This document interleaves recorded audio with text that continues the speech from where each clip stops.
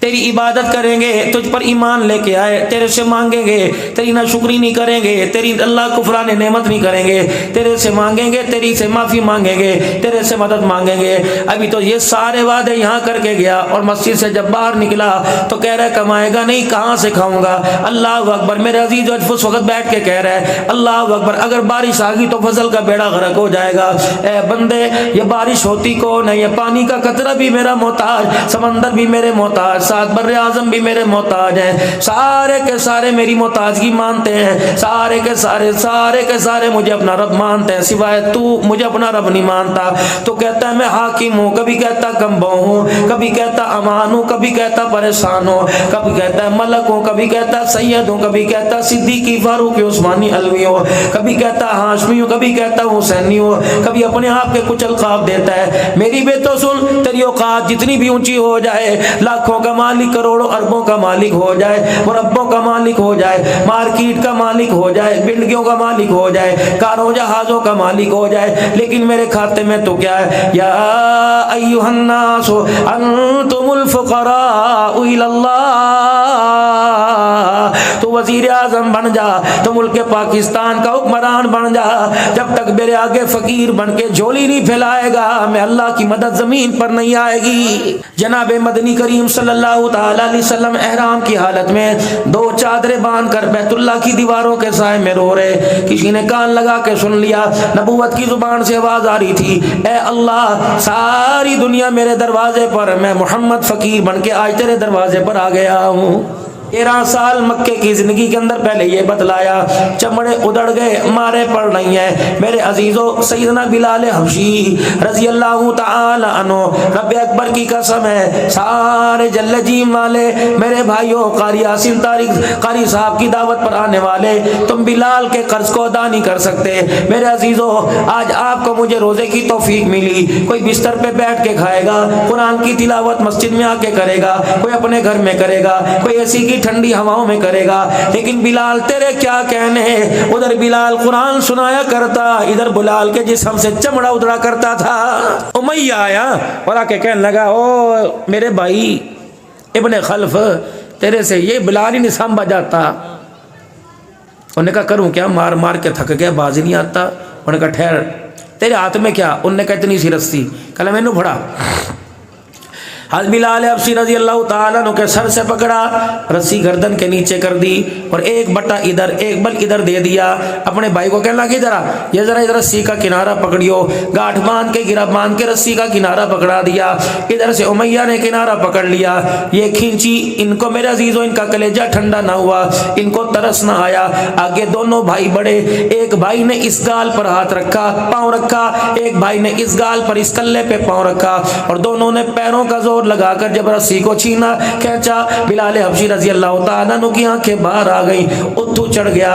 بلال کے چیخنے کی آواز امام الانبیاء صلی اللہ تعالیٰ علیہ وسلم کے حجرہ مبارک میں کاشانہ نبوت کے آپ کے کانوں میں پہنچی۔ کملی والے پریشان ہو کے باہر آئے، حضرت بلال رضی اللہ تعالیٰ عنہ کی آنکھیں باہر تھیں، اللہ اکبر، قریب تھا جان نکل جاتی۔ کسی نے بلال کے کان میں کہہ دیا، بلال امام الانبیاء اس وقت تیرے کردار کا، تیرے حال کا نظارہ کر رہا ہے۔ جناب بلال حبشی نے کھانسنا چھوڑ دیا، بلال حبشی نے چیخنا چھوڑ دیا، احد احد کا ترانہ بلند کرنا شروع کر دیا، لا الہ الا اللہ کا نعرہ شروع کر دیا، اور رحمت والے نبی کو دیکھ کر مسکرائے، یا رسول اللہ کیوں پریشان ہو گئے؟ آپ گھر میں جاؤ آرام کرو، جب تک بلال زندہ رہے گا قرآن بھی آباد رہے گا، محمد کا فرمان بھی آباد رہے گا۔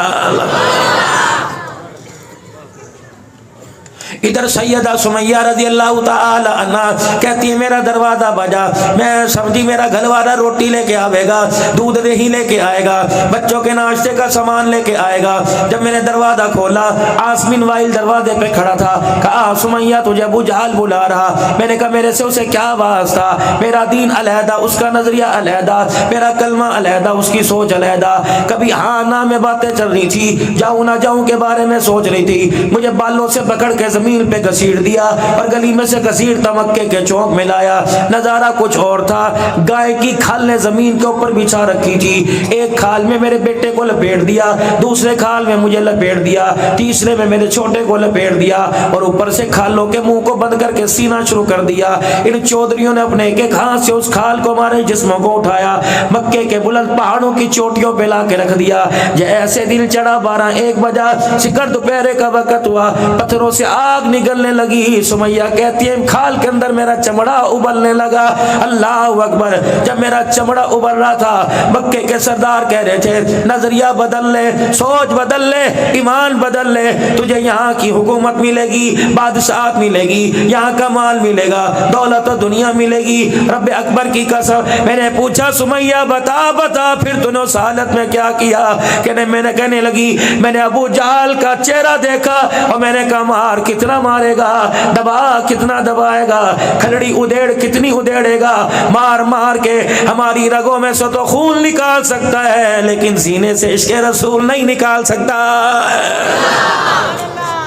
یہ ان کی قربانی ہے. جو آج چٹی چادریں, یہ صوفہ, یہ تکیے, یہ منرل واٹر, یہ پیسوں کی بہاریں, یہ ان کی قربانیوں کا صدقہ ہے. خدا پاک کی قسم, کس نے کہہ دیا دین ڈالر میں ملا, کس نے کہہ دیا پاؤنڈ میں ملا, کس نے کہہ دیا زرد پلاؤ میں ملا؟ دین تو صحابہ کی قربانیوں سے ملا. آج دین ضرور ہے, لیکن دین کو پھیلانے کے لیے قربانی دینے کو تیار کوئی نہیں.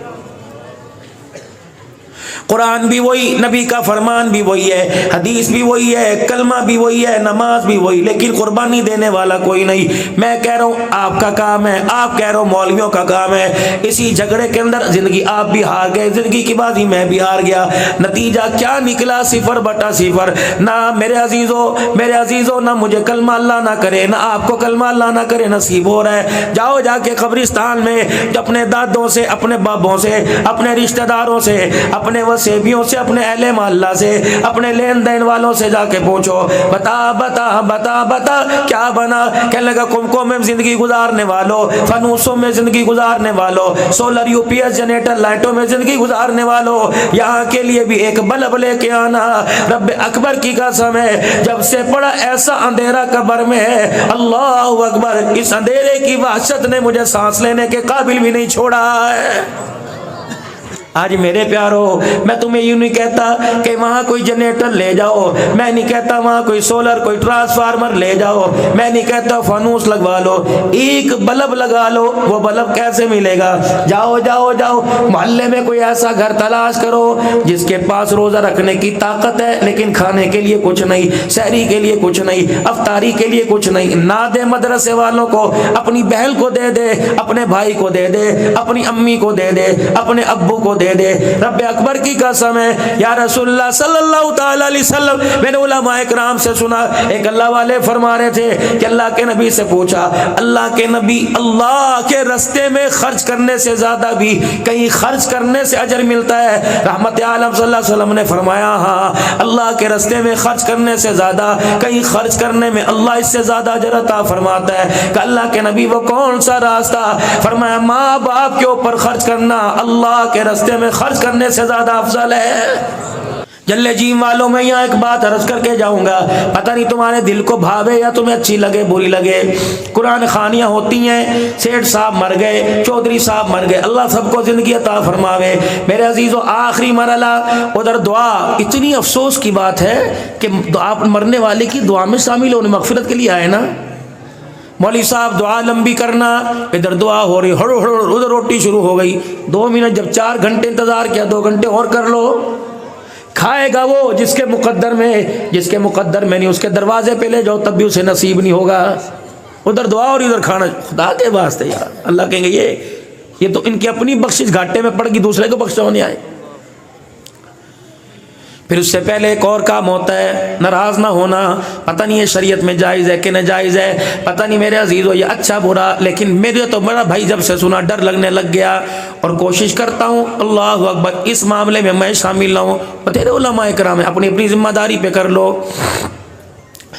جب قرآن خوانی کے لیے ہاتھ اٹھے دعا کے لیے, ٹھہرو کیا کرنا ہے؟ دستار کر دو جی. کس کی؟ یہ مرنے والے کا بڑا بیٹا ہے, دستار کر دو, اس کی دستار کرو. میں نے کہا کیوں، شریعت میں تو اس کا کوئی حیثیت نہیں؟ کہا نہیں نہیں شریعت میں نہیں ہے، اس لیے پوری برادری، پورا وسیع، پورا محلہ اکٹھا ہوا ہے تو اس کے سر پہ پگڑی باندھیں گے تاکہ لوگوں کو پتہ لگے اب اس گھر کا یہ بڑا ہے، اب اس گھر کا یہ بڑا۔ میں نے کہا بھائی ٹھیک ہے 2 منٹ مجھے انتظار کرنے دو، 2 منٹ مجھے اس سے کچھ پوچھنے دو۔ مولوی صاحب کیا پوچھو گے؟ میں نے کہا اگر میرے سوالوں میں کامیاب ہو گیا تو یہ پگڑی پہناؤں گا، یہ نہیں پہناؤں گا۔ پہلا سوال، بیٹے جب ابو جان کی سانسیں ٹوٹ رہی تھی اس وقت تو مجھے نظر نہیں آیا، دوڑ کے سارے مسجد کے مولوی صاحب کو بلانے گئے تھے، سورہ یاسین بتا پڑھی تھی کہ اس نے پڑھی تھی؟ اے میرے بچے جب باپ کا انتقال ہوا قبلے کی طرف منہ تو نے کیا یا اس نے کیا تھا؟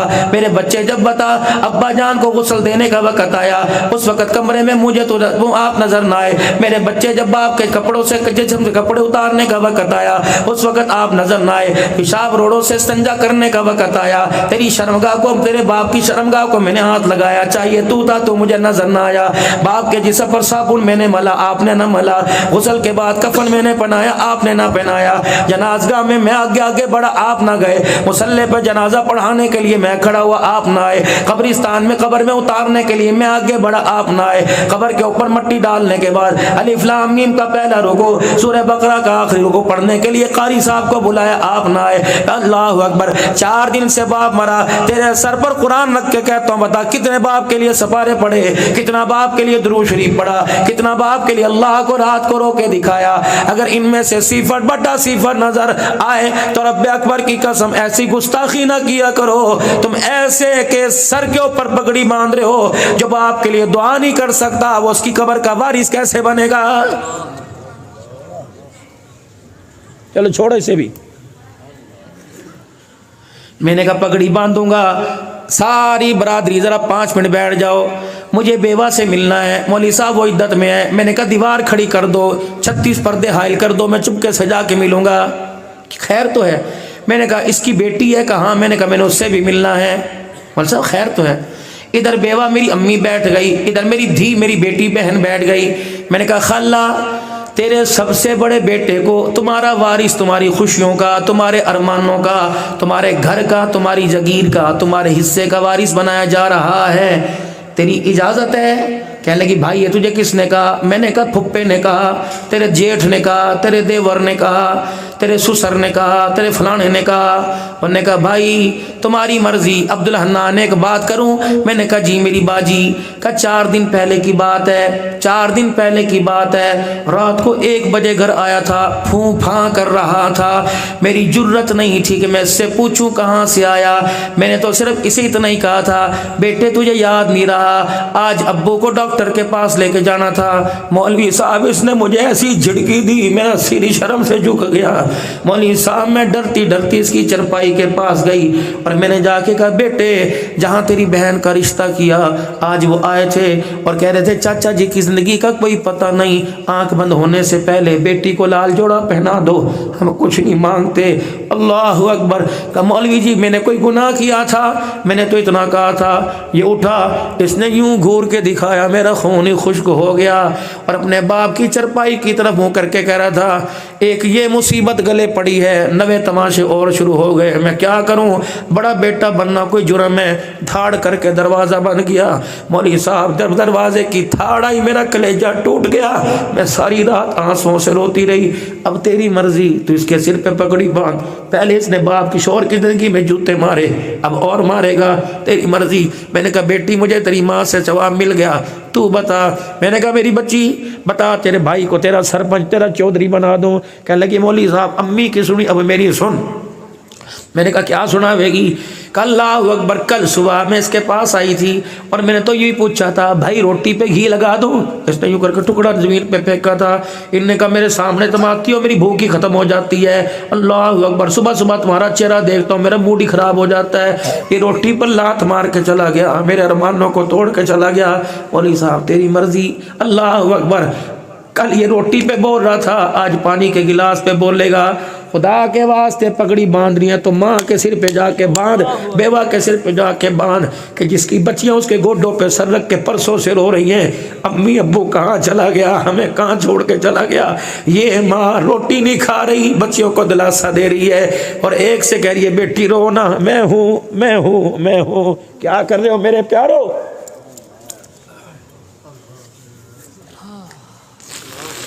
یہ تو پہلے پلاننگ کر کے بیٹھا ہے، ابو یہ مجھے دے کے گئے تھے، ابو نے یہ مجھے دیا تھا، یہ مجھے چاچے سے پوچھ لو، ہاں ابو کے انگوٹھے میں لگوائے تھے۔ یہ تو روزانہ ماں کے سامنے کہہ رہا ہے انسان کا بچہ بڑھ کے میرے نام کر دے ورنہ تجھے عدالت میں گھسیٹوں گا۔ اس کو تم نے سربراہ بنایا تھا، جس نے بہنوں کا خیال نہ کیا وہ بھی وکیل کے پاس بیٹھی ہوئی ہے، اور ماں کی عدت پوری ہونے نہیں دی، اسے بھی رکشے میں بٹھا کے، خود بیوی کو کار میں لے کے گیا، اسے رکشے کے اندر بٹھا کے لے کے جا رہا ہے اور پوچھ رہی ہے ببو اس سے پوچھئے میں تو عدت میں ہوں، پتہ نہیں ہمارا آواز کب لگے گی، ججوں کے سامنے ننگے تم کرو، وکیلوں کے سامنے ننگے تم کرو۔ خدا کی قسم جاؤ، جن کے جو وارث تھے زمین کے وہ بھی خالی ہاتھ گئے، ان کی وراثت پر کیوں لڑ رہے ہو، تم بھی خالی ہاتھ جاؤ گے؟ میرے پیارو یہ سارے کے سارے رئیس بیٹھے ہو، غریب کوئی نہیں، غریب وہ ہوتا ہے جس کے پاس اخلاق کردار کی دولت نہ ہو، امیر وہ نہیں ہوتا کہ جس کے پاس مال ہو، امیر وہ ہوتا ہے جس کے پاس کردار اخلاق ہو۔ تم سارے کردار والے بیٹھے ہو، اپنی زندگی کے اندر دو دو دو دو بول کاغذ کے اوپر لکھ جاؤ، میری بیوی کا اتنا، میری بیٹی کا اتنا، میری ماں کا اتنا، میرے باپ کا اتنا، سوکھے ہو کے مر جاؤ، اگر نہ جنازہ پڑا ہوگا دنیا تمہاری مغفرت کے لیے روئے گی۔ بیٹی نے روتے روتے یوں دیکھ لیا، ابا تیری منجی اٹھی، ہمارا بھی گھر سے کام ختم ہو گیا، اگر اس کا ایک آنسو یوں تیرے کفن والی چادر پہ گر گیا، خدا کی قسم قبر کے اندر ایک رات لیٹنا بھی مشکل ہو جائے گا۔ لوگ کہتے ہیں کتنا اچھا ہے، رمضان کی موت آئی، جمعۃ المبارک میں مرا، 27ویں رات میں موت آئی، بالکل ساری چیزیں اچھی ہیں، اللہ بخش دیتا ہے، لیکن بے شک رمضان کی موت ہو، مدینے میں جنازہ ہو یا جنت المعلق مکے میں پاک میں دفن ہو، خیال کرنا اپنی چرپائی والی باہی کے ساتھ کسی مظلوم کی آہ نہ لے کے جانا، کسی کو ستا کے نہ جانا، کسی کا رونا لے کے نہ جانا۔ رب اکبر کی قسم ہے قیامت کے دن ایک مظلوم کی آہ کی وجہ سے خدا کے دربار میں شرمندہ ہونا پڑ جائے گا، پتہ نہیں کفن بچے یا میرے پیاروں نہ بچے۔ یہ سنبھالو، یہاں سے لے کے جاؤ، کردار دکھاؤ، تم تو اس نبی کی امت ہو کہ سلام اس پر کہ اسرار محبت جس نے سکھلائے، سلام اس پر کہ جس نے زخم کھا کے پھول برسائے۔ فتح مکہ کا موقع آیا، حضرت سعد رضی اللہ تعالی عنہ نے مکے کے والوں کے سرداروں کے دروازے پیٹنا شروع کر دیے۔ ایک سردار ڈرتا حضور کے پاس آنکھ بچاتا آیا، یا رسول اللہ اتنے سخت کہاں سے ہو گئے؟ طائف کی گلیوں میں ہم نے آپ کو گھسیٹا، آپ نے بدلہ نہ لیا، کچرے آپ کے سر پہ ڈلے، آپ نے بدلہ نہ لیا، کملی والے چمڑے آپ کے ادڑ گئے، آپ نے بدلہ نہ لیا، اتنی سختی کہاں سے ہو گئی؟ آج لگتا ہے شان نبوت نہیں شان سرداری آ گئی۔ آپ نے فرمایا ہوا کیا؟ کہ وہ تیرا ایک دیوانہ نیام سے تلوار نکال کر اس کی مٹھ ہمارے دروازوں پہ مار رہا ہے، کہہ رہا ہے ہٹو بچو نکلو، آج بچے یتیم ہوں گے، آج عورتیں بیوہ ہوں گی۔ کملی والے آپ نے تو آج ہمیں ڈرا ہی دیا، ہم نے تو جو تیرے پہ خطاب اتری اس پہ تجھے وما ارسلناک الا رحمتا للعالمین پڑھا ہے۔ نبوت کی آنکھیں برسنے لگ گئی، آپ نے فرمایا میرا ساتھ یہاں آ جا۔ کس کے حکم سے گیا تھا؟ کہ یا رسول اللہ برداشت ہی نہیں ہوا، یہ وہی جگہ ہے جب بلال کو مارا جاتا تھا، یہ وہی جگہ ہے جب زنیرہ کی آنکھیں نکلی تھی، یہ وہی جگہ ہے جب سمیہ کو لٹا لٹا کر اس کی شرمگاہ پہ برسا مارا تھا، قبلی والے ابو فقیہ کی مسلیاں ٹوٹی تھی، میرے سے برداشت نہیں ہوا۔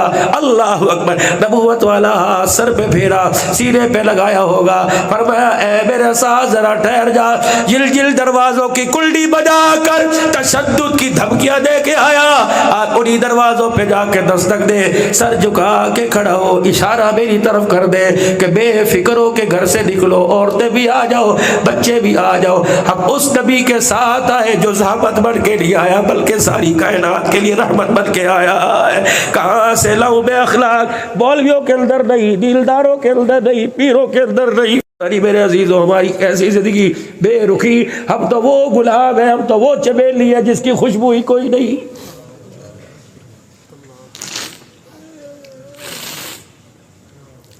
اس گئے گزرے دور میں اللہ نے دو محنتوں کو زندہ کیا، ایک تبلیغ کی محنت کو زندہ کیا، ایک تدریس کی اللہ نے محنت کو زندہ کیا۔ ان دونوں محنتوں کے پیچھے قربانیاں ہیں، ان دونوں محنتوں کے پیچھے۔ اللہ اکبر۔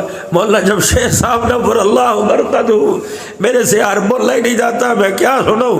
اللہ مولانا جمشید صاحب نور اللہ مرقدہ حاجی صاحب عبد الوہاب صاحب رحمۃ اللہ علیہ کے پاس بیٹھ گئے۔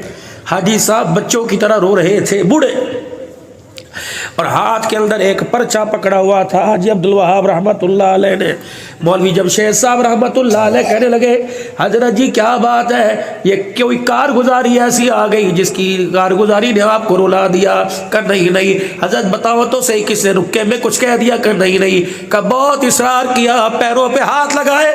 حاجی صاحب خدا کے واسطے بتا کیوں رو رہا ہے؟ اس پرچے کو یوں کر کے ہاتھ میں کیا، پر کہنے لگے جمشید آج مجھے میری امی یاد آ گئی۔ مولانا جمشید کہنے لگے میں بھی ساتھ رونے لگ گیا۔ میں نے کہا عبد الوہاب امی کیوں یاد آ گئی؟ کہ یہ امی کا خط آیا تھا، عبد الوہاب بہت دن ہو گئے تیرا چہرہ دیکھے ہوئے، آج اپنا چہرہ ہی دکھا دے، تیری ماں کی آنکھیں ترس رہی ہیں۔ کہا جی صاحب پھر آپ نے کیا کیا؟ کہ امی کو خط لکھ گیا تھا، غم والے نبی کی غم والی ذمہ داری میرے بہت اوپر ہے، نبی علیہ السلام بہت بڑی ذمہ داری دے کے گئے ہیں، اماں ابھی بہت امت کو اللہ کی طرف لے کے آنا ہے، ڈوٹے ہوئے کو اللہ کی طرف لے کے آنا ہے، اماں بچ گیا تو آ کے جبھیاں ڈال لوں گا، ورنہ حوض کوثر پہ ملاقات ہو جائے گی۔ آج مجھے میری امی یاد آ رہی ہے۔ میرے عزیزوں، کوئی ڈالر کے لیے ماں کو، کوئی پونڈ کے لیے چھوڑتا ہے، قربانیاں ان لوگوں کی جنہوں نے گھر سے نکلنے کے بعد کشتیاں جلا دی، آج انہی کے صدقے سے۔ اور لوگوں تمہیں تبلیغ کا کیا پتا، تم تو مراکز کے چکر میں لگ گئے۔ الیاس رحمت اللہ علیہ کے گال لال ہو گئے تھپڑ کھا کھا کر، تب جا کے یہ کلمہ جل جی والوں تیرے میرے تک پہنچا ہے، تب یہ اقرام مسلم یہاں تک پہنچا ہے۔ خدا کے واسطے اگر سدھار نہیں سکتے تو بگاڑو مت۔ ہم تمہارے سے کیا مانگتے ہیں؟ ہم تو نمائندگی کر کے تمہارے سے اللہ کا حق مانگتے ہیں، اللہ کا حق دے دو، عشر دو، اپنا حصہ نہ دو۔ اس میں بھی میرے عزیزوں پتہ نہیں کیا کیا سننا پڑتا ہے۔ لوگ کہتے ہیں جلسہ کرانے کی کیا ضرورت ہے، یہی پیسے مدرسے پہ خرچ کر دو، صبح سے لے کر شام تک یہ وقت آ گیا، بتاؤ کسی نے اللہ رسول کی تمہیں بات سنائی؟ اگر تمہیں مدرسے میں بلا کر میرے پیار ہو، تمہیں خدا رسول کا پیغام مل جائے اور تمہارا 400-500 روپیہ خرچ ہو جائے تو بتاؤ سودا مہنگا ہے کہ سستا ہے؟ یہ آنکھ سے آنسو صبح نکلا تھا جب بیوی کا کڑوا بول سنا، جب یار کی طرف سے زیادتی ہوئی، جب قرضہ سر کے اوپر چڑھا، جب بیماری نے اندر ہوئی آنکھ کی، جب ساری دنیا کے ستائے ہوئے، اس وقت یہ آنسو نکلا۔ مبارک تمہاری آنکھوں پر قربان جاؤں، یہ تمہارا آنسو نکلا اللہ کی محبت سے نکلا، آخرت کی فکر کے لیے نکلا۔ یقین جانو اسے بہنے دینا، جہاں جہاں تک جائے اسے جانے دینا، داڑھی کراس کر کے گلے کپڑے تک آئے، ناج صاف کرنا۔ اللہ کی قسم کروڑوں روپیہ تھال میں پڑے، اللہ کو اتنا پیار نہیں آتا جتنے ٹوٹے ہوئے دل سے جب آنکھ سے آنسو نکلتے اللہ کو پیار آتا ہے۔ پتہ اس میں اتنی پاور ہے، جہاں لگ جائے جہنم کی آگ حرام ہو جائے۔ پتہ اس کی اتنی پاور ہے، اگر یہ تیرے ایک آنسو کا قطرہ جہنم میں اللہ ڈال دے، اللہ ساری جہنم کی آگ کو بجھا دے۔ اللہ اکبر۔ جناب حسن بصری رحمت اللہ علیہ، رات کا وقت ہے، چھت کی بالکنی پہ کھڑکی میں بیٹھے اللہ اللہ اللہ کر رہا ہے۔ حسن بصری رحمت اللہ علیہ کی آنکھ سے آنسو نکلا، داڑھی کو کراس کرتا ہوا گلی میں جا کے گرا۔ ایک شخص جا رہا تھا جس کے سر پہ پگڑی بندھی ہوئی تھی، ٹپ کر کے آنسو کا قطرہ گرا۔ میرے پیارو جب وہ قطرہ یہاں گرا تو اس فقیر نے یہاں سر پہ ہاتھ پھیرا، گیلا گیلا لگا، اور چھت کی طرف مکان کی طرف ہو کر کے کہنے لگا پتہ نہیں کیسے کیسے لوگ رہتے ہیں، نمازیوں کے کپڑوں کا خیال ہی کوئی نہیں۔ او اللہ کے بندے اتنا تو بتا دے پاک ہے نہ پاک ہے، میرے تہجد کے لیے مصلی پہ کھڑے ہونا ہے، فجر کے لیے مسجد میں جانا ہے۔ حسن بصری رحمت اللہ علیہ نے یوں بالکونی میں سے منہ نکالا کہ اللہ کے بندے اسے نہ پاک نہ کہے، یہ تو اللہ کے ڈر سے میری آنکھ سے نکل گیا۔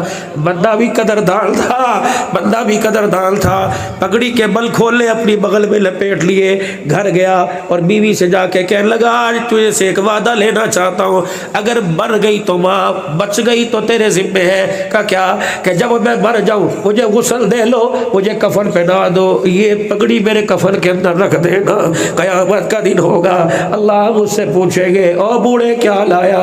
کہ پگڑی نکال کے دکھا دو گا، کہوں گا اللہ عملوں سے دامن خالی ہے، تیرا ایک بندہ اللہ اللہ کر رہا تھا، تیری محبت کا آنسو اس پہ پگڑی پہ گرا، یہ آنسو والی پگڑی تیرے دربار میں لے کے آ گیا، مجھے امید ہے اللہ کے فضل و کرم سے اس آنسو کی برکت سے اللہ میرے گناہوں کو معاف فرما کے میرا بیڑا پار فرمائے گا۔ میرے پیارو اللہ اکبر، وہ مصلی نکالو جو مصلی ہماری بیوی، جو مصلی ہماری امی، جو مصلی ہماری بہو لے کے آئی تھی، 15 سال ہو گئے پتہ نہیں کہاں چھپا پڑا ہے، اسے نکال لو۔ وہ قرآن پاک جو صندوقڑی کے اندر رکھا ہوا، جو جس میں ہماری بہو چھپ کے آئی تھی، نکالو وہ قرآن پاک۔ جاؤ جاؤ جاؤ، رات کو گھر جانا، رات کے پیر کسی وقت آنکھ کھل جائے تو وہ قرآن اس مصلی پہ لے کے بیٹھ جانا۔ خدا کی قسم پڑھو نا تمہاری مرضی، پڑھو تمہاری مرضی، قرآن ہاتھ میں لے کے نظارہ کرنا تمہارا کام ہے، مصلی پہ رحمت برسانا اللہ کا کام ہے۔ میرے پیارو، قلیل تمہارے گھر میں، صوفے تمہارے گھر میں، دنیا کی زیب و زینت تمہارے گھر میں، بس کسی کونے میں مصلی بچھا دیا کرو۔ ٹی وی ڈراموں کو دیکھ کر اللہ کو غصہ آتا ہے، مصلی بچھاؤ، غصہ پیار میں تبدیل ہو جاتا ہے۔ بابو جی چھوٹی چھوٹی بچیاں ہوا کرتی تھی، جب ہمارے ہاں بھی چہرے پہ سفید بال نہیں آئے تھے تو چھوٹی چھوٹی بچیاں، ہمارے بھائی کی بچیاں، اللہ اکبر، جب مصلی دیکھتی تھی ایک ہاتھ میں چوسنی دوسرے ہاتھ میں مصلی ہوتا تھا، گھسیٹ کے لاتی تھی، اماں کے سر سے دوپٹہ اتار کے اپنے سر پہ رکھتی تھی، قبلہ ادھر ہوتا تھا، ادھر منہ کر کے کھڑی ہو جاتی تھی، کبھی یوں کرتی تھی کبھی سجدہ کرتی تھی۔ ان کے ہلنے جلنے کی وجہ سے اللہ ہمارے پر امن سلامتی کے فیصلے فرماتا تھا۔ اب تو دادیوں نے بھی مصلی پہ بیٹھنا چھوڑ دیا، اب تو ماؤں نے بھی سر پہ دوپٹہ لینا چھوڑ دیا، اب تو باپوں نے بھی، میرے عزیزوں اللہ اکبر، بزرگوں نے بھی اللہ کو یاد۔ بابو جی تیرے گھر میں ایک پیلے رنگ کی تسبیح ہوا کرتی تھی جس کے محراب میں اللہ اکبر ادھر دیکھو مکہ، ادھر دیکھو مدینہ نظر آتا تھا۔ یہ پوتے دوتے آتے تھے، دادا مکہ دکھائیو، دادا دادا دکھائیو، اللہ اکبر۔ اب تو کہتے دادا اپنے کمرے کے ٹی وی کو کھول کے دکھا۔ خدائے پاک کی قسم، نہ وہ دادا رہا، نہ وہ پوتا رہا، نہ وہ نانا رہا، نہ وہ نواسا رہا، نہ چھوٹا سا ننا مسجد کا نمازی رہا، نہ امام رہا۔ مسجد کے اندر جب نماز پڑھنے آوے تھے وہ 5 پیسے کی 5 ٹافیاں ملے کرے تھی۔ مولوی صاحب کہا تھا جو نماز پڑھے گا اسے مچھی چٹے رنگ کی ملے گی۔ خدا کی قسم چوستے چوستے عشاء کی نماز کا وقت آتا تھا، پھر لہن میں بیٹھے ہوتے تھے، مولوی صاحب سر پہ ہاتھ بھی پھیرتا تھا۔ اب نہ وہ مسجد رہی، نہ وہ امام رہے، نہ وہ بچے رہے۔ پھر میں کیوں نہ کہوں دل کے پھپھولے جل گئے سینے کے داغ سے، اس گھر کو آگ لگ گئی گھر کے چراغ سے۔ میں نے جو تل کا جوڑ کر جو آشیانہ بنایا تھا، مجھے کیا پتا تھا میرا بیٹا ایک جھٹکے میں اجاڑ کے رکھ دے گا۔ پہلے تو میرے عزیزوں اس مسجد کے کونے میں میرے ایک بزرگ کو، ایک جوال کو دیکھا تھا۔ میں نے کہا یار جلدی کر، مسجد بند کر دی ہے۔ کہ مولوی صاحب تالا مجھے دے جاؤ، میں خود ہی تالا لگا دوں گا۔ میں نے کہا کیا پڑھ رہا ہے؟ رزق کے لیے؟ نہیں۔ میں نے کہا کیا؟ کہ 4 سال ہو گئے شادی نہیں ہوئی۔ میں نے کہا پھر کیا؟ کہ عبدالحنان نے ایک وظیفہ بتایا تھا 1200 مرتبہ پڑھ لیں، 12000 مرتبہ۔ مولوی صاحب وہ پڑھ رہا ہوں، شاید اللہ کرم فرما دے 20 سال کے بعد اسی کونے میں اسی کو میں نے دیکھا، اب کالی سفیدی میں بدل گئی، ہاتھ یوں کر کے کانپ رہے تھے اور ہو کے بھر کے رو رہا تھا۔ میں نے کہا کیا ہوا؟ کہ مولوی صاحب کچھ نہ پوچھو، اسی کونے میں جس اولاد کو بیٹھ کے مانگا تھا آج اس نے سر میں میرے جوتیاں مار دی۔ اب میں یہی بیٹھ کے دعا کر رہا ہوں اللہ مجھے اٹھا لے یا اسے اٹھا لے۔ اللہ اکبر، ایسی اولاد سے بہتر اللہ کسی کو اولاد نہ دیتا۔ اور میرے پیارو ایسا وقت کیوں آیا؟ سارا قصور اولاد کا نہیں، میں اپنی ذمہ داری سے ہاتھ دھو بیٹھا۔ میں کیوں رات کو 2 بجے گھر آتا ہوں جب میری دکان 8 بجے بند ہو جاتی ہے؟ میں کیوں رات کو 2 بجے گھر آتا ہوں صرف دکانوں پہ بیٹھ کے جھوٹی خبروں کے مزے لینے؟ جو گھر کے اندر تیری خبر چلی ہوئی ہے کہ تیری بیٹی باغی ہو گئی، تیرا بیٹا باغی ہو گیا، گھر کے اندر اپوزیشن تیار ہو گئی، تیری حکومت کا تختہ الٹنے والا ہے، کیا یہ تجھے ابا نہیں کہیں گے، یہ تجھے یار کہیں گے، یہ تجھے جھلا کہیں گے، اللہ اکبر، یہ تجھے پاگل کہیں گے۔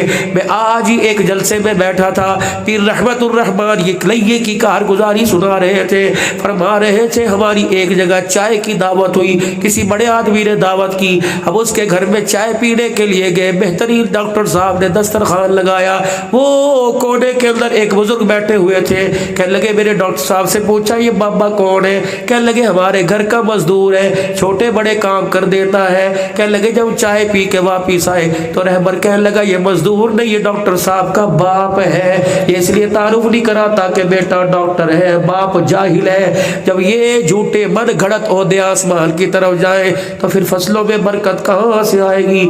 جانور متاثر۔ ایک بات عبدالحلال کے ذہن میں آئی، دعا دے کے دعا لے کے واپس جاؤں گا۔ ایک بات، یہ چڑیاں صبح صبح درختوں پر تیرے میرے دیوار کی مڈیر پر چی چی چی چی کرتی ہے۔ میں نے پوچھا چڑیا بھی کیا بات ہے؟ کہنے لگی گھر والی کو اٹھا، بیٹی کو اٹھا، امی کو اٹھا، بھتیجی بھانجی کو اٹھا، بہو کو اٹھا، روٹی پکاوے۔ میں نے کہا کیا بات ہے؟ کہنے لگی بھوک لگی۔ میں نے کہا تیرا رزق میرے گھر میں، تیرا رزق تو کھیت کھلیانوں میں، جہاں کہیں سے دانا چگ لے۔ پورے جلا جی میں گندم کی فصل ہے، جہاں کہیں سے دانے چگ لے۔ کہنے لگی ہاں ہاں ہاں چگ تو سکتی ہو، کھا بھی سکتی ہو، پی بھی سکتی ہو، لیکن جب تمہارے گھر میں میں نے جھانک کے دیکھا ہم جیسی مخلوق اللہ کا ذکر کر رہی ہے، تم جیسی مخلوق سو رہی ہے، تو ہمارا کلیجہ منہ کو آ گیا۔ ہم پروں سے پھڑ پھڑ کر کے چی چی چی، اے بدبخت اٹھ جا، اللہ کو ناراض نہ کر، اللہ کو راضی کر، ہاں ہاں اللہ کا غصہ ٹھنڈا ہو جائے گا۔ چرپائی سے اٹھ کے مصلے پر آ، پھر باورچی خانے میں جا کے آٹے میں مٹھیاں بھر، پھر میں کیا کروں؟ اپنے شوہر کے لیے، اپنی بیوی کے لیے، اپنے بھائی کے لیے، اپنی امی کے لیے روٹی پکا۔ جب روٹی پوری پک جائے، گھی والی نہ ہو، مسی نہ ہو، مکھن والی نہ ہو، پراٹھے نہ ہو، کیا کروں؟ یہ روٹی کے کنارے سے 2-4 ذرے یوں کر کے چور کر ہمارے پر یوں کر کے پھینک دے، پتہ نہیں دانا منہ میں آوے گا یا واپس تیرے سین میں گر جائے گا۔ اگر تیرے گھر کی روٹی کا پکا ہوا دانا میرے منہ میں آ گیا، ڈکار میں ہار کے میں آسمان کی طرف دیکھوں گی، پھر پروں کو پھیلا کے یوں یوں اڑتی رہوں گی، شام تک پرواز کرتی رہوں گی، پر میرے ہلتے رہیں گے، تیرے دروازے پر خدا کی رحمت برستی رہے گی۔ ہاں اتنے ڈنر سیٹ گھر میں پڑے ہیں، کوئی ایک پیالہ پانی کا بھر کے اللہ بچائے اوپر رکھ دے، کیا پتا کوئی پیاسا کوئی۔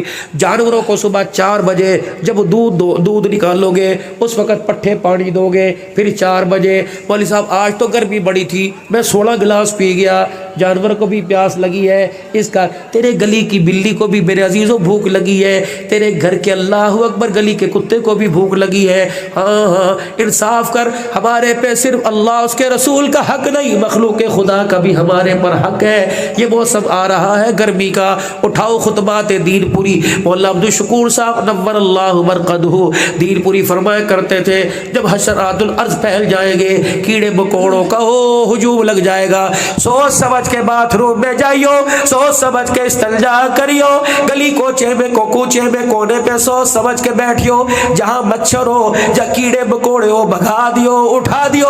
خبردار اگر پیشاب تیز آوے اور فلش کے کنارے پر پیشاب کرنے والی جگہ پر کیڑے مکوڑے ہو، پجامے میں کر دیو، کپڑا پاک ہو جائے گا۔ خدا کے واسطے اپنے پیشاب کی دھار میں مکوڑوں کو بہا کے نہ لے جانا، چیونٹیوں کو نہ لے جانا۔ اگر تیرے پیشاب کی دھار کی جان بوجھ کے پیشاب کی دھار کی زد میں کوئی کیڑی بھی آ گئی، ہلاک ہو گئی، قیامت کے دن اللہ کو جواب دینا پڑے گا۔ تیرے گھر کے اندر چیونٹیاں بہت زیادہ آ گئی اور چیونٹیوں نے بیٹھنا مشکل کر دیا، کھانے کی چیزوں پہ چڑھ گئی، میٹھی چیزوں پہ چڑھ گئی، تو ایسی سپرے، ایسا کیمیکل، ایسی دوائی ڈالی ہو کہ چیونٹیوں کو تڑپنا پڑے، فوراً ہلاک ہو جائے۔ اگر جتنا تڑپائے گا کیا پتا اس کے تڑپنے کی وجہ سے قبر کے اندر تجھے بھی تڑپنا پڑے۔ جو نبی چیونٹیوں کے، جانوروں کے، مکوڑوں کے، پرندوں کے حق لے کے آیا، بتا بتا بتا وہ بیٹی کا حق کیسے کھانے کی اجازت دے گا؟ آخری میرے پیاروں بات کر رہا ہوں، کلمہ شہادت، کلمہ شہادت، جنازے والی چرپائی، 4 تکبیر، نماز جنازہ، فرض کفایہ، سلام پھیرا، السلام علیکم، چلو بھائی اللہ دے حوالے۔ اللہ کہتا کوئی نہیں، میرے حوالے لے جا لے جا لے جا۔ میں نے کہا اللہ میں میں تو سجا کے لایا, دولہا بنا کے لایا, کلبے والی چادر پہنا کے لایا, اللہ میں تو کے گلاب لگا کے آیا, طرح طرح کے عطریات لگا کے آیا, چرپائی کو کلدہ دیا, کلدے سے خوشبو, پایا پکڑا پائے سے خوشبو, چہرے پہ ہاتھ لگایا ہاتھ سے خوشبو. اللہ فرما رہے تجھے خوشبو آ رہی ہے, میرے فرشتوں کو بدبو آ رہی ہے. میں نے کہا یا اللہ کیسی؟ فرمایا عبدالحنان تو کفن کو سونگ رہا ہے, میرے فرشتے منہ کو سونگ رہے ہیں. میں نے کہا اللہ کیا؟ فرمایا اس کے منہ کو پھاڑ کے دیکھا, بیٹیوں کا حق کھا کے آیا, بدبو آ رہی ہے, بہنوں کو گالیاں دے کے آیا, بدبو آ رہی ہے, ماں کو بیوی کے سامنے کراس کر کے آیا, بدبو آ رہی ہے, باپ کو یاروں کے سامنے شرمندہ کر کے آیا, بدبو آ رہی ہے, پڑوسیوں کے حق کھا کے آیا, اتنا بدبو دار ہے. میرے فرشتے اسے علیین میں لے کے نہیں جا رہے, تو میں نے بھی کہہ دیا نہ اسے وی آئی پی روم میں لاؤ, بلکہ اسے جہنم کے قید خانے سجیل کے اندر پھینک دو, تاکہ دنیا کو پتہ لگ جائے یہ بیٹیوں اور ماں بہن کا کھا کے آیا, بھائیوں کا کھا کے آیا. نہ اسے خدا نے قبول کیا, نہ فرشتوں نے, نہ اسے مصطفیٰ نے قبول فرمایا ہے. میرے پیاروں پتہ نہیں کفن ملے یا نہ ملے, لیکن کردار ایسا لے کے جانا کہ قبر بھی قبول کر لے اور عرش والا بھی ہمارے پر رحم کھا کے قبول کر لے. کردار بنے گا قرآن والی زندگی سے, کردار بنے گا. مدرسہ چار دیواری کا نام نہیں, مدرسے کے اندر جو چار دیواری میں تربیت ہو رہی اس کا نام مدرسہ ہے, کردار بن رہا ہے, مدرسہ ہے. 1200 یا 1300 قرآن کے بچے حافظ بن کے اس مدرسے سے چلے گئے. خرچے آپ نے کیے, محنتیں آپ نے کی, دعائیں آپ نے کی, اللہ اکبر, گرمی سردی ایک کی, خون پسینہ ایک کیا.